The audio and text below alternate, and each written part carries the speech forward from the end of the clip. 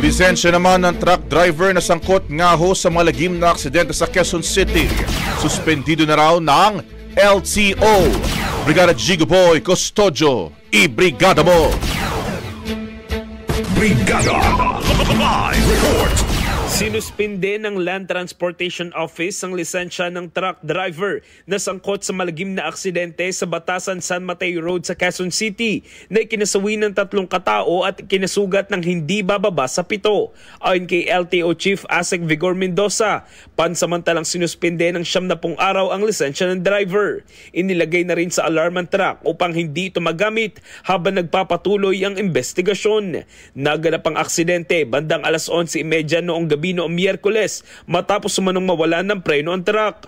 Nawalan ito ng kontrol at bumangga sa ilang sasakyan, poste at mga motorsiklo. Sa ipinadalang show cause order ng LTO Intelligence and Investigation Division, pinagpapaliwanag ang may-ari at driver ng truck kung bakit hindi sila dapat patawan ng parusa. Nagpaabot naman ng pakikiramay si Mendoza sa naulilang pamilya ng mga biktima at tiniyak ang hustisya.